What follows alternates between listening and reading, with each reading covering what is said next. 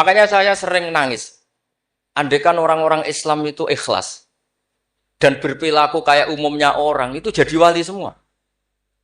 Karena yang qobliyah terus ya baik, yang ba'diyah terus baik, yang tahajud witir ya baik. Tapi bayangkan misalnya ada orang mau masuk Islam, kebetulan sing didelok orang seperti itu, rasido Islam kira-kira. Duha 8 rakaat. Salat duha itu paling afdal kan 8. Duhur qobliyahnya 4, ba'diyahnya 4. Asar qobliyah, ba'diyahnya goblok kalau asar. Bukan dipuji karena salah. Maghrib salat awabin sampai isya. Isya itu witir itu sebetulnya 11 rakaat. Ditambah ba'diyah isya berarti 13 rakaat. Iku kira-kira sing apik Islam ora sida, mergo wegah salate. Tapi baru kayak wong Islam sing ra soleh-soleh, salate pas pendak maktubah. Wah, ketok Islam kok gampang. Cek rokokan, bareng komat pateni melok salat. Bar salam balik nang rokoke dirokok. Yang sangat saya hormati, yang sangat saya kagumi Kiai Haji Mustofa Bisri. Sedanten para habaib ingkang kula hormati, wabil khusus Habib Hasan Asgaf ingkang saya hormati. Mas-mas kawula keluarga teng mriki ingkang kula hormati. Yang masih haru nangis dawuh Gus Mus monggo diterusaken. Mergi ceritane niku mengharukan betul. Kula bagian sing santai mawon.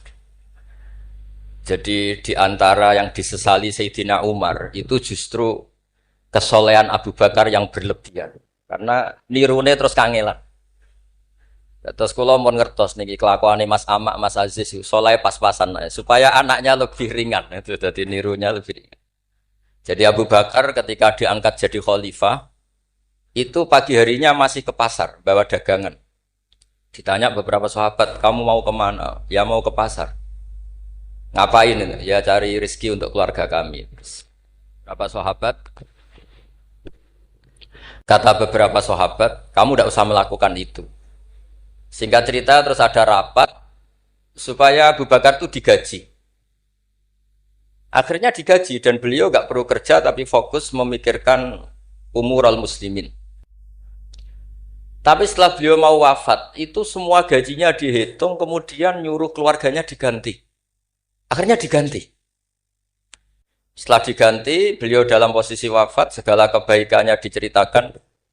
Itu komentarnya Sayyidina Umar itu lucu. At-abta man ba'dak. Mbok nak soleh aja nemen-nemen, sing genti ku repot. Jadi kalau Mbah Hamid itu terkenal alim, terkenal wali, terkenal donyane mustajab, ku sing repot ku putune. Kula nak gojlok Mbah Idris rawani. Mergo paman, tapi nak terus niku repot putune. Misalnya apa yang ganteng ya kalah ganteng. Apa alim ya kalah alim. Donga mandi ya kalah mandi. Pokoknya kalah kabeh. Terus repot. Mulane maca manakib niku nggih resiko sebetulnya. Kula niku cara dadi putune Mbah Hamid, iki ora wani crita Mbah Hamid, demen diarani. Lah putune kok ngene. Dadi niku nggih repot. Terus nak Gus Ipul mun nyerah mbek kula. Kula pun buat nyerah Gus dadi wali. Mun kepengine wali kota mawon. Niku mun cocokan kalian kula pas kawine napa nek kae Mas Aziz. Terus babai wali tadi dekne frustasi mun frustasi. Mboten kepen dadi wali kados babai tapi terus kepen dadi wali kota. Itu kalau gak tawaduk ya frustasi memang. Kalau gak tawaduk ya frustasi. Tapi bagus lah.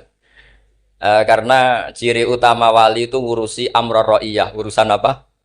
Rakyat. Jadi itu wali betulan maupun wali kota itu ada titik samanya. Yaitu sama-sama memikirkan urusan apa? Rakyat. Bedanya yang wali betulan digaji Allah, yang wali ini digaji negara, itu saja bedanya. Tapi sama-sama ihtimam bi umuril muslimin, sama-sama serius mengurus urusannya orang-orang Islam. Saya kalau tadi saya memang menyiapkan materi yang ilmiah karena saya punya naskah nadzumanipun Sulam Taufik yang dinadzumkan Mbah Hamid, nanti saya terangkan.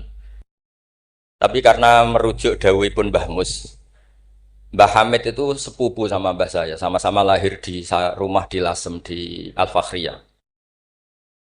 Memang mulai dulu terkenal wali, mulai kecil. Tapi saya akan cerita dari sisi keilmuan beliau. Beliau lama sekali ngaji di Mbah Khalil Harun, jadi mertuanya Ki Bisri. Tapi lebih lama lagi ngaji di Mbah Dimyati. Mbah Dimyati itu 12 tahun. Sampai dapat julukan Abdul Juman. Juman itu satu nadzuman ilmu balaghah yang paling sulit. Jadi balaghah itu ada karangan Mustafa Al-Hulayaini, itu yang bentuk nasar itu masih gampang lah. Ada Jauharul Maknun itu masih gampang. Setidaknya bisa dianggap gampang. Kalau nggak gampang ya dianggap gampang. Tapi yang paling susah itu Juman. Saking susahnya itu nggak ada yang bisa nyarai. Akhirnya mu'alifnya nyarai sendiri. Itu namanya kitab Bukutul Juman. Tadi didol gak payu, akhirnya dipayoni mu'alifnya sendiri. Karena kaidahnya sudah ruwet. Dan itu diantara keahlian beliau memang tentang Juman. Seperti yang diceritakan Gus Mus tadi, diceritakan Mbah Mus tadi. Kalau orang ahli balaghah itu mengutarakan sesuatu itu indah. Itu yang dimuyai para ulama-ulama dulu. Tapi ya resikonya kalau sudah menghujat, itu ya sejelek-jeleknya. Itu orang Arab itu kalau sudah benci seseorang dan membayangkan wajahnya jelek, itu orang Arab kalau bilang itu kabak roten nakarot hati. Jadi wes koyok tletong garing sing dicucuki pitik. Wong tletong garing wes elek ijek dicucuki napa? Pitik. Jadi orang Arab itu memang ahli balaghah. Jadi kalau muji ya sundel langit, nak menjatuhkan juga sejatuh-jatuh. Dan itu ada ilmunya.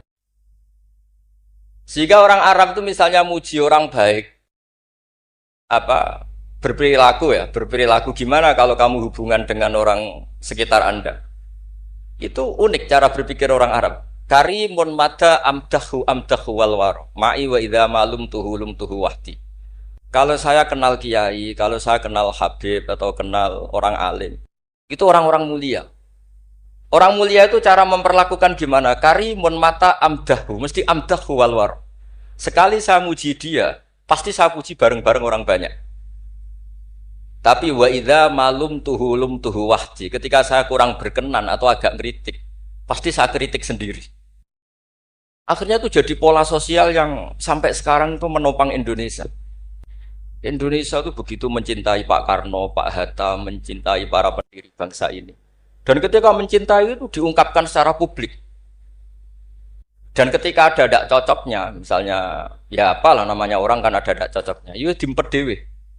Jadi rodok-rodok buku sundupan kira-kira gitu. Karena memang itu etika yang benar. Jadi karimun mata amdahu wal waro. Ma'i wa idza malum tuhu wahdi. Orang mulia itu orang yang kayak apa? Orang yang ketika baik atau ketika kami puji, akan saya puji secara publik, secara massal, secara masif. Wa idza malum tuhu wahdi. Dan ketika saya kurang berkenan atau agak ngeritik, maka akan saya kritik sendiri. Misalnya dalam banyak hal, saya sama orang yang terkenal wali itu ya kadang tidak cocok.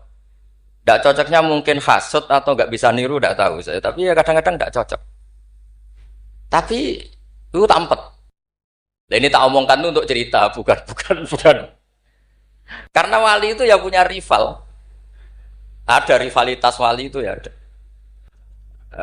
Ada dua wali besar yang saling tidak cocok. Satu itu wali kalau sakit itu waduh, pokoknya sakit.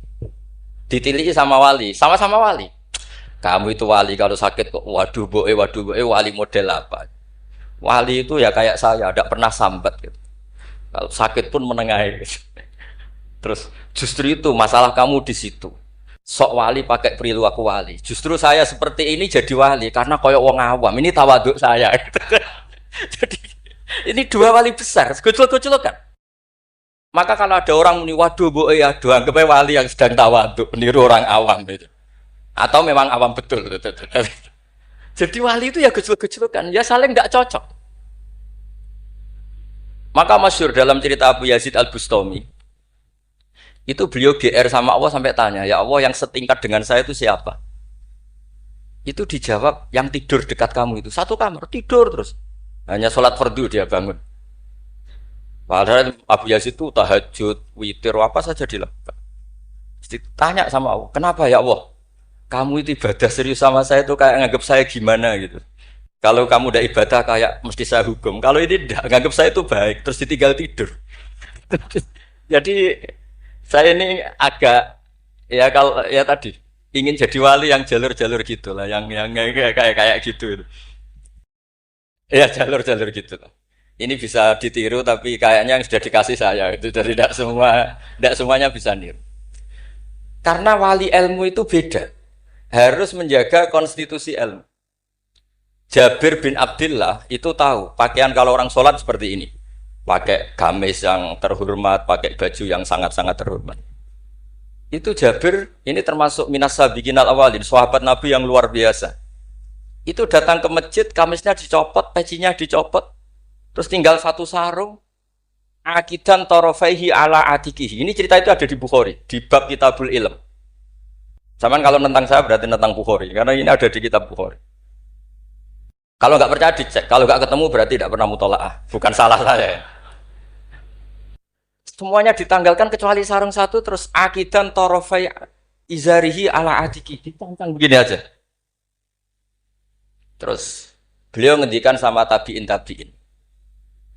kamu supaya tahu bahwa adnal aurah, standar nutupi aurat seperti ini. Jangan sampai karena sampean semua berpakaian ala akmalil siap, pakaian sempurna, kemudian nanti dikira bahwa syarat sahnya sholat itu seperti itu bahaya. Orang di Indomaret sholat harus berpakaian begitu, nanti yang sedang kernet harus begitu, itu berat bagi umatnya Nabi. Barokahnya itu terus orang tahu bahwa syarat sahnya nutupi aurat di sholat ya seperti itu. Akhirnya ditemukan oleh tabiin dan seterusnya bahwa auratul rojul mabena surroh berubah. Andai kan tidak ada perilaku Jabir seperti ini, maka sholat seperti pakaian ini menjadi syarat sah. Dan itu ribet kan? Orang yang sedang celananan harus sarungan dulu, yang sedang pakai kaos harus pakai jubah dulu, padahal dia kernet misalnya, kan repot. Jadi wali jalur ulama itu memang agak aneh. Makanya ya jangan ditiru lah, kalau tidak ulama jangan ditiru. Makanya saya tuh ya kadang-kadang pura-pura ada dengar itu kalau ada cerita-cerita wali-wali yang khusuk-khusuk, yang ibadah berat-berat itu saya tidak siap dengar. Saya lebih siap dengar begini, Mu'ad itu ngimami sholat, bacanya kepanjangan. Alhamdulillah ditegur Nabi, kalau ngimami jangan panjang-panjang. Itu saja yang saya hafalin yang model gitu. Andai kan Nabi hidup di zaman akhir, nggak perlu negur karena sudah kulhu semua. Berarti sampean kulhu rencana Nabi gitu, karena sudah ada panjang-panjang. Tapi yang menjadi ditegur mungkin kok terjadinya kulhu itu. Kulhu terus itu. Jadi sebetulnya untuk menjadi wali itu ada banyak hal. Ada wali penjaga konstitusi ilmu. Sehingga kata Imam Nawawi, Tofa Rasulullah sallallahu alaihi wasallam raqiban wa yatufu ashabuhu musyatan. Nabi itu tawaf itu justru berkendara, naik unta. Padahal semua sahabat tawafnya itu jalan kaki. Kata Imam Nawawi, Nabi yang tawaf berkendara itu afdolu wa afdolu bi alfi darajatin dibanding tawafnya sahabat yang jalan kaki. Meskipun secara kaidah al-ajur bi qadrit tak. Karena Nabi andaikan tidak tawaf raqiban, maka akan dikira syarat-syaratnya tawaf itu harus jalan. Dan itu kita kebingungan ketika harus tawaf pakai kursi roda, pakai kursi dorong. Tapi barokahnya Nabi tawafa raqiban, maka akan ada konstitusi baru bahwa tidak menjadi syarat sahnya tawaf harus masyian, tapi sah secara raqiban. Jadi wali itu ya macam-macam. Sehingga kitab Sulam Taufik yang dikarang oleh Habib Alim Al-Alamah Abdullah bin Husain bin Thohir itu dikarang seorang Habib Alim Alamah Wali Abdal. Tapi ketika ngarang fikih itu diantara yang ditersangkakan itu apa? Ijabu malam yajib, mewajibkan sesuatu yang tidak wajib. Saya ini didikan Mbah Maimun, didikan bapak. Kalau Mbah Mun ngeluh, aku sakjane ya kepengen hak santriku tirakat terus apalah. Tapi tirakat itu gak wajib. Engko nak ijabu malam yajib aku dosa. Akhirnya keterusan kono mboten saged tirakat. Jadi bagi yang tidak tirakat anggap aja nglakoni apa? Tidak boleh mewajibkan sesuatu yang tidak wajib. Sampeyan ndak boleh bilang santriku wajib puasa Senin Kamis. Wong jare kitab sunat kok arani wajib. Tapi resikonya nanti santri merata puasa Senin Kamis, mergo mbok arani sunat terus. Resiko mana? Tapi apapun itu ini ilmu. Sehingga kata Ibnu Hajar Al-Asqalani, dan ini kebetulan banyak yang niru, tapi kita cukup punya argumentasi untuk tidak niru. Nabi itu sama sih ingat Dawe Mbah Mun. Wong lakoni kitab ya aja nemen-nemen. Nak nemen-nemen kok kowe ya kaya wong-wong iku. Gak berusaha sebut lah, ini sensitif. Wong-wong iku siapa kamu tahu? Nabi itu kalau habis sholat, karena Rasulullah Shallallahu Alaihi Wasallam idan sorofa min sholatihi akbala alal hadirin atau alal musallin. Jadi Nabi setelah sholat, kalau beliau menghadap kiblat, setelah itu menghadap kemana? Ke timur, karena akbala alal hadirin. Tapi para syurrahul hadis, para syurrahul Bukhari, itu menafsirkan itu tidak harus menghadap ke timur. Itu adalah bentuk maklumat dari Nabi bahwa imam setelah sholatnya selesai harus mengatakan sesuatu atau melakukan sesuatu apa saja untuk memaklumatkan kalau sholatnya sudah apa? Selesai. Kenapa itu harus demikian? Kata Imam Bukhari, kata Surahul Bukhari, orang itu berjalan 3 kilo, 7 kilo demi menangi Nabi itu jadi makmum. Bayangkan kalau Nabi tetap menghadap kiblat dengan posisi kayak tawarruk lungguh tahiyat akhir, nanti Nabi dikira masih sholat. Dan kalau orang itu takbir Allahu Akbar terus ikut duduk, sholatnya sah apa tidak sah? Tidak sah, karena dia menggantungkan sholat dengan orang yang sudah tidak sholat. Itu bahaya, secara fikih seperti itu udah kebahaya. Karena irtibatus sholat biman laisa fi sholat, dan dia menggantungkan sholat dengan orang yang sudah tidak sholat. Dan itu secara fikih bahaya, maksudnya bahaya dianggap gak sah. Untuk memaklumatkan itu maka Nabi menghadap ke timur kalau dalam konteks Indonesia supaya mereka tahu kalau Nabi sudah tidak sholat. Nah, Kiai-kiai Jawa pinter, penggantinya kalau madhep timur kok sawangane apa ngandani. Akhirnya madhep ngalor. Ini sudah kompromi politik, sudah ada ngadep netan tapi madhep ngalor. Ada yang enggak madhep ngetan, enggak madhep ngalor tapi muni astagfirullah, astagfirullahaladzim, astagfirullah. Sementing jangan tunjukkan dengan rokokan. Nah, itu enggak boleh. Jadi makanya enggak boleh membuang ilmunya ulama. Karena dengan penjelasan seperti itu sebenarnya yang paling pokok adalah pemakluman bahwa sholat ini sudah selesai. Sehingga yang datang tidak menjadi makmum. Karena sekali yang datang posisi makmum itu nanti dia menggantungkan sholat dengan orang yang sudah tidak sholat. Kayak apa guru-guru kita? Dan itu bisa dipelajari dari kitab-kitab kesayanganipun Mbah Hamid. Saya dengan beliau kalau pakai keluarga, beliau sepupu mbah saya. Kalau pakai sanad guru ya misalnya saya sering ngaji sekali sama Mbah Maimun. Mbah Mun bisa lewat Mbah Zubair. Mbah Zubair dulu ngaji Kiai Fakih Mas Kumambang yang di Gresik itu. Kiai Fakih ini ngaji sama Kiai Mahfud Termas. Berarti saya kelima. Kalau Mbah Hamid misalnya ini Gus Ahmad, Mbah Idris, Mbah Hamid, Mbah Dimyati. Mbah Dimyati itu adik kandungnya Kiai Mahfud Termas juga muridnya. Jadi hitung sanad itu nanti ketemu semua di Sayyid Abi Bakar Sato, pengarang I'anatut Thalibin. Atau misalnya saya pakai Mbah Mun, Mbah Karim Lirboyo. Mbah Karim ini sama Syekhona Khalil atau sama Mbah Hashim. Setelah itu Mbah Mahfud ya sama dugi Sayyid Abi Bakar Sato. Karena Syekhona Khalil di beberapa manaqibnya itu pernah ngaji langsung sama Sayyid Zaini Dahlan, gurunya Sayyid Abi Bakar Sato. Tapi ketika masih sebagai thalibul ilmi pernah ngaji juga di Sidogiri, pernah ngaji di mbah-mbah istrinya Gus Aziz ini di Kiai Nur atau di Kiai Soleh di Langitan. Jadi kesanatan guru kita ini sama. Di antara aturannya adalah tadi, konstitusi ilmu itu harus dijaga. Karena kalau nggak dijaga itu umat akan ngira itu aturan baku dan itu bahaya. Bahaya sekali, bukan sekedar bahaya tapi bahaya sekali. Sehingga Sayyid Abdullah bin Husain bin Thohir dalam Sulam Taufik itu di antara pantangannya ahlul ilmi itu ijabu malam yajib, mewajibkan sesuatu yang tidak wajib. Makanya saya sering nangis. Andaikan orang-orang Islam itu ikhlas dan berperilaku kayak umumnya orang itu jadi wali semua. Karena yang qobliyah terus ya baik, yang ba'diyah terus baik, yang tahajud witir ya baik. Tapi bayangkan misalnya ada orang mau masuk Islam, kebetulan sing didelok orang seperti itu, ras itu Islam kira-kira.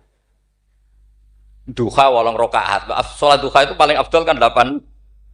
Duhur qobliyahnya 4, ba'diyahnya 4. Asar qobliyah, ba'diyahnya goblok kalau asar. Bukan dipuji karena salah. Maghrib salat awabin sampai isya.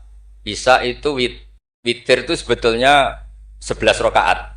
Ditambah ba'diyah isya berarti 13 rakaat. Iku kira-kira sing apik Islam ora sida, mergo wegah salate. Tapi baru kayak wong Islam sing ra soleh-soleh, salate pas pendak maktubah. Wah ketok Islam kok gampang. Cek rokokan, bareng komat pateni melok salat. Bar salam balik nang rokoke dirokok. Ya sudah gitu sampai mati gitu. Kok penak ternyata Islam itu tidak itu juga ada sanadnya. Ada seorang Arabi tanya, "Ya Rasulullah, Islam itu apa?" Khamsu shalawatin. Terus dia tanya, "Hal alayya ghairuha ya Rasulullah?" Qala la illa anta tawwa. Gak isiku tok pas. Sampai 5 rukun Islam dijawab. Dan si Bedui ini bilang apa? Wallahi la azidu ala dzalika wala angkus. Saya demi Allah, tidak akan saya kurangi, tidak akan saya tambahi. Pas ya Rasulullah.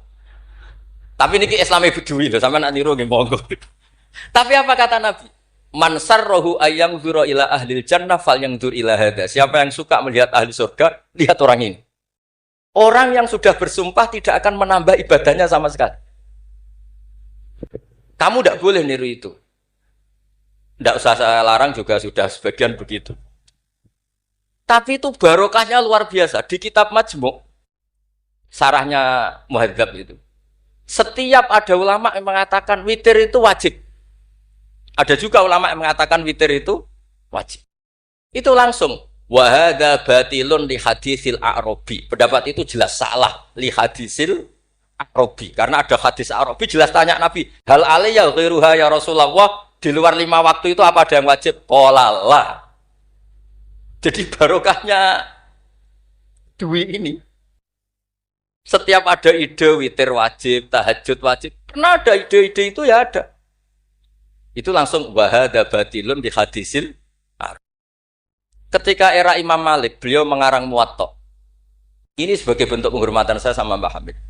Karena kalau beliau terkenal wali itu udah usah saya terkenalkan. Saya akan mengikuti Mbah Mus tadi. Sisi betapa beliau seorang alim alama, seorang ahli balaghah. Nanti saya baca, saya juga bawa manaqibnya beliau. Ketika Imam Malik mengarang Muwatta, itu di teks Muwatta itu ada kalimat begini. Ghuslul Jum'ati, ada yang baca Ghuslul Jum'ati wajibun ala kulli muhtalimin. Mandi Jumat itu wajib bagi setiap yang sudah akil balik. Al-witru haqqun wajibun ala kulli muslimin. Itu Imam Malik langsung nyusuli. Laisa huwa kama tarawuna. Makna wajib di situ bukan seperti yang kamu bayangkan. Jadi tidak wajib kalau ditinggal enggak mandi terus enggak apa? Sah. Lagi-lagi jawabannya apa? Li hadisil A'rabi. Nah ini juga harus ada yang menjaga konstitusi seperti ini.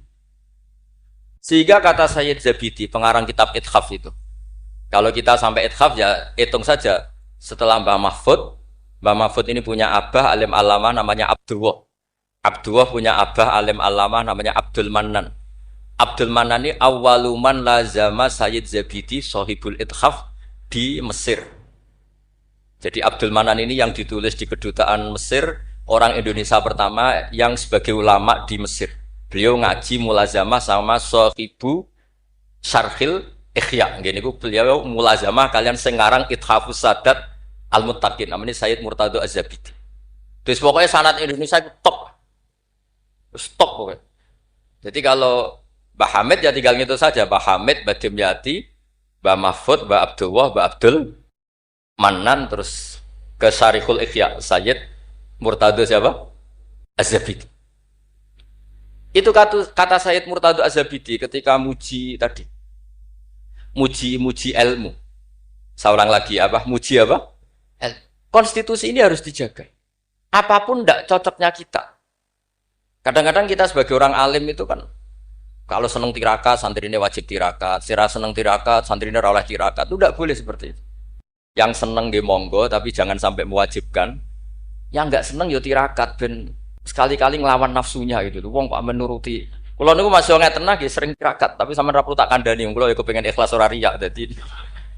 Dadi sampean ra oleh gugat kulo, sebab ora tau tirakat. Ya misalnya tirakat ora tak kandhani sampean. Sing jelas termasuk tirakat kulo niku ora diundang wong kang elan kecuali pernah sepuh. Iki nek agak diregani ya kebangetan gitu. Jadi sing ngundang kula ora pernah sepuh ya kebangetan. Enggak tahu diri. Wong karuan ra oleh dilanggar wae. Di kitab Jam'ul Jawami', di kitab-kitab itu, konstitusi ilmu itu dijaga. Sehingga sekali kitab itu diutarakan orang alim alama. Saya yang merasa utang jasa sama Sayyid Zabidi itu satu. Yang paling saya ingat itu satu. Allahumma sholli ala Sayyidina Muhammad atau ala abdika rasulika Muhammad. Itu beliau mengurai. Wah itu luar biasa. Di antara urainya begini. Nabi Muhammad SAW itu melakukan apa saja termasuk yang paling basyariah itu adalah luar biasa. Asal jangan bayangkan Nabi itu macam-macam kok sampean terus rokok Anda ada akan. Andai kan Nabi misalnya dahar gedang goreng di depan umum. Nabi itu kalau dahar di depan umum. Itu luar biasa. Kenapa luar biasa? Nabi itu jadi Nabi setelah Nabi Isa yang dituhankan. Sehingga Nabi harus sesering mungkin memperlihatkan al-a'rad al-basariyah. Beliau harus menunjukkan bahwa beliau adalah seorang manusia. Sehingga Nabi Dahar itu dengan sampean poso setahun, itu mulia Nabi Dahar. Karena sekaligus pembatalan rububiyatun Nabi atau iddia rububiyatin Nabi. Dengan seperti ini Nabi sama juga memaklumatkan saya ini manusia. Buktinya saya dahar. Kayak apa kalau dibaca secara ilmu? Karena Nabi jadi Nabi setelah Nabi siapa? Isa. Maka kata Sayyid Az-Zabidi, agama ini agama terbaik. Dan umat Rasulullah SAW tidak akan mengalami apa yang dialami umatnya Nabi Isa. Caranya gimana? Dengan memperbanyak baca sholawat. Jadi cara Sayyid Zabidi, sholawat itu satu konstitusi ilmu. Allahumma Allah pemberi, ala Muhammad atau ala Sayyidina Muhammad yang diberi. Jadi gak mungkin hadil ummah menuhankan kanjeng Nabi Muhammad. Dengan cara membaca sholawat, Allahumma, ya Allah saya minta engkau sebagai pemberi, kasihkan sholawat terbaikmu kepada hambamu yang bernama Muhammad. Dengan teks sholawat ini sekaligus penjaga konstitusi tauhid dan hadil ummah tidak akan mengalami kayak yang dialami umatnya Nabi Isa. Nah sampean gak maca sholawat itu kasihate. Nak diwaca sakmene nyaur utang, nak sakmene untuk bojo ayu, nak sakmene iso wayo, wis ngono kelakuane. Itu saya tidak tertarik. Wong kok ora tau ngregani ilmu menurut saya. Saya baca sholawat itu ya tidak banyak-banyak, ya 2, 3, tapi dengan penghayatan kayak Sayyid Zabidi. Ya akhirnya ya rapati terus keramat kok sampean, tapi secara konstitusi ilmu lebih diridhoni Allah mbek Rasul. Aku yakin. Karena tadi Nabi itu jadi Nabi setelah tragedi Isa dituhankan. Sebab itu Sayyid Muhammad ketika muji Rasulullah SAW itu selalu mengutip dawe Al-Busiri, da'mat da'at hun nasara fi nabihimi wahkum bima syi'ta madkhan fihi wastaqim. Kita semua tahu Mbah Hamid adalah pengagum kitab Burdah dan beliau sering baca Burdah. Di antara Burdah yang dipakai semua ulama termasuk Sayyid Muhammad setiap ngarang madaih itu apa? Dak ninggal nosiro ma ing perkara iddaat kang mendakwahkan hu ing mas sapa an-nasara fi nabi. Yang penting kamu muji Nabi. Aturan dasarnya apa? Tinggalkan apa yang pernah dilakukan orang Nasrani, yaitu saking mujinya Nabi Isa sampai menuhankan Isa. Itu saja kamu hilangkan. Da'mat da'athun nasara fi nabi. Setelah itu kamu tanggalkan, kamu hilangkan wahkum bima syi'ta madkhan fihi takim. Setelah itu kamu muji Nabi Muhammad sundul langit gak apa-apa. Asal sudah meninggalkan da'mat da'athun. Dan itu kata Sayyid Zabidi, kita tidak usah susah-susah. Dengan membaca sholawat itu sudah seperti itu. Karena kamu minta Allahumma ya Rabbi. Berarti Allah posisi pemberi karena Tuhan. Nabi apapun ala qadru. Apapun tingginya derajatnya Nabi itu posisi penerima. Sehingga kita muji Allah karena dia Tuhan. Dan muji Nabi sebagai ahabbal khalqi ilallah yang paling berhak mendapat afdholas sholawat minal. Wah. Nah coba kalau orang Islam baca sholawat kayak itu, kayak apa luar biasanya? Itu yang bisa seperti itu siapa? Lagi-lagi ahlul ilm. Kalau tidak ahlul ilmi ya kasiyate tadi. Paket ini untuk apa? Paket ini untuk apa? Ya ribet. Kalau nggak sering jalur ijazah tiang, tapi alhamdulillah terkenal ramanti terus sudah buat. Sing jelas tak amuk.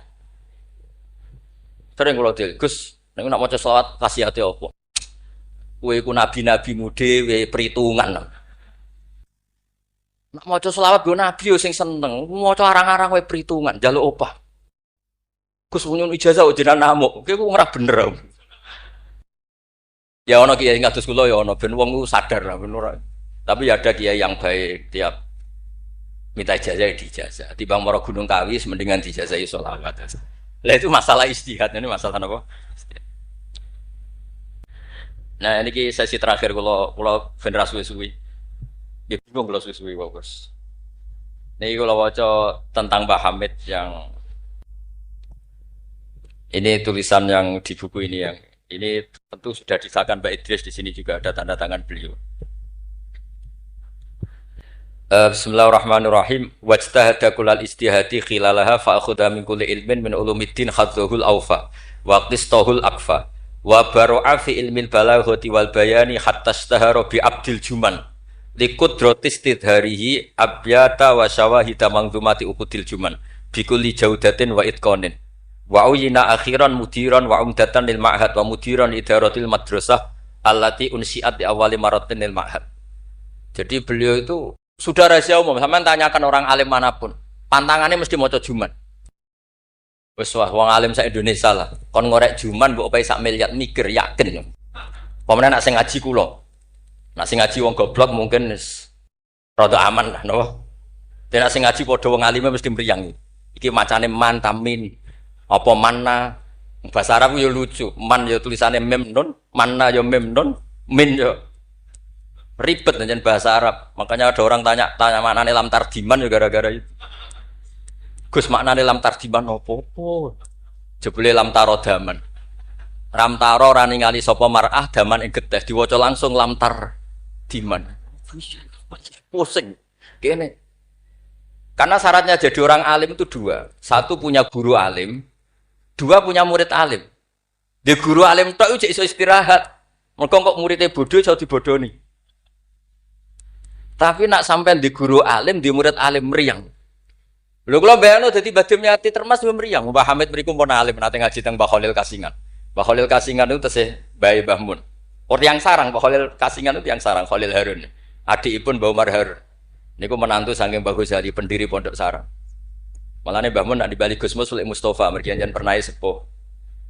Sepuh niku, sepuh Mbah Mus. Niku Ibnu Hajar Al-Haytami. Niku muridé Zakaria Al-Ansori. Zakaria Al-Ansori di guru jenenge Ibnu Hajar Al-Asqalani. Nek ape ngaji yo meriang, mergo kon maca. Ah, waca. Gurune alim alama. Nek ape mulang yo meriang, mergo muridé alim. Aku nak ora bener diguyu Ibnu Hajar Al-Haytami. Dadi dhekne udah guru alim, dhek murid. Makane sumpek. Jane Zakaria Al-Ansori sumpek. Masyhur beliau. Lima dakunta aliman hatta staharta bi Syekhil Islam. Jape li anni dupiktu bena hajuraini. Masyhur. Aku digebek watu loro. Ya aku nak ngaji yo sumpek perkara di guru alim alamah. Nak ape mulang yo sumpek mergo di murid alim alamah. Ya meriang. Jadi akhirnya yo nak ngaji yo mutolaah, nak ape mulang yo mutolaah. Mergo muridnya pinter terus. Zaman itu terkenal jeneng Hajar Al-Haytami, alim alamah. Wong karangane luwih akeh dibanding gurune. Jadi mulane di murid orang alim ya barokah Mas. Jadi sampean kowe dadi aja men ngeluh murid kok uga alim-alim iku Allah sudah nyediakan berkah. Kena muridmu alim iku meriang. Mulane sing syukur sing syukur uripku sing syukur ora usah bayangno sing aneh-aneh. Gus kula men di murid sing alim-alim. Allah ndak menyediakan itu. Nek iku nyata iku ribet. Mulane donga dikira-kira. Donga sekali ra bener iku mari trauma. Kalau bolak-balik cerita, Hikam itu termasuk orang yang enggak pati suka kalau orang berlebihan berdoa karena beliau cerita, ono wali tukang hamal itu tukang manol. Dia dapat uang kalau kerja di pasar tukang angkut barang. Setelah punya uang, coro sekarang 10.000 pulang, terus ibadah. Karena dia gak ingin kaya, wong wali kok ben sugih, ya wali aneh. Tapi nak wali kok ora sugih itu ya aneh juga. Karena nak kepen sugih berarti toma, nak gak sugih berarti rapati durusi pangeran. Padahal waqat qala ta'ala lidunya ukhdumi man khodamani. Ono sing maca ikhdami man khodamani. Kalau tak waca loro ben ketok isane ngaji, mergo guru. Kula niku ya ribet. Kula mboten pamer alim mboten. Justru kula ngetokno alim ngergani guru-guruku. Nak kula ora ngetokno alim kan wong muridé Mbah Mun kok ngono. Dadi kula niku ya rada sombong tapi niate sae. Kan yo Gus Idris isin misale ponakan kok goblok kaya ngono. Dadi niki kesawakane sombong tapi niate adab nih. Mboten niki jujur mawon. Dadi kadang wong sawangane sombong hakikate iku adab. Cara bapak ngoten. Dadi wong iku sawangane sombong tapi apik. Ya mergo wae saking tahadus bin. Wong nak wali tenan mesti Allah dawuhna ning donya ukhdumi man khodamani atau ikhdami man khodamani. Wong sing ngurusi aku iku ngurusi. Makanya mesti atat dunya wa hiya rahimah. Wong wali iku mesti donya teko meskipun dia ndak seneng. Mulane sing nawani mobil Mercy kayak Hamid zaman iku Mercy mewah-mewah mobil kayak kuat. Ya rapati ana cerita butuh di Fatihah untuk punya mobil. Dan Mbak Bisri luar biasa masih kanca ngakoni nek dongane Pak Hamid. Mantap. Meskipun ya sering bodoni Pak Hamid Ki Bisri, masyhur ceritanya. Ki Bisri nanti diundang ke mriki mboten disangoni Mbak Ki Hamid. Umur kok kanca. Wis dah aku ra mbok sangoni klambimu tak pek. Bareng dipek dibeto teng Kasih teng Rembang mriko didol mbek mukhibine Mbah Hamid. Payune luwih larang timbang harga mubalek. Zaman iku misale umume balek dipangoni 1,5 juta, iku payu 3 juta. Yo gak ono cerita ngoten enten WA Ki Bisri kalian Ki Hamid ora tau WA-an. Bareng Ki Bisri sowan mriki, susuke Kang. Dadi dhisik wali ya rileks guyon santai. Dadi singkat cerita niki hamal niki ndonga ya Allah kula niku wali, mau kepen mangan sak piring kok dadi hamal. Kula niku sukani rezeki sing ora usah kerja. Walhasil beliau itu udu iya sarikon di dakwah dia mencuri terus di penjara. Penjara untuk jatah mangan, tiap hari untuk jatah mangan. Gusti kenapa harus penjara? Kan kamu minta rezeki tanpa kerja. Gak iso sampai pangeran ralat doa mboten sakit. Mulane ndonga niku aja yo sing ana sunah Rasul. Mergo nek sekali keliru niku ribet. Mulane kula nate wonten tiyang melarat wedok elek kebetulan niku rayu. Yo ndongakno Gus, ndongakno bojo kula niku sugih. Aku ya tak jawab. Sampean siap nak bojomu sugih? Maksudnya nak sugih iku mesti pertama digenti ku omah. Bariku mobil. Bariku mesti dievaluasi ku sampeyan. Omah wis apik, mobil wis apik, mau karek sitok. Kok penumpangnya ngene. Akhirnya mun Gus Rafsa. Dadi donga iku ya kudu dipikir lho.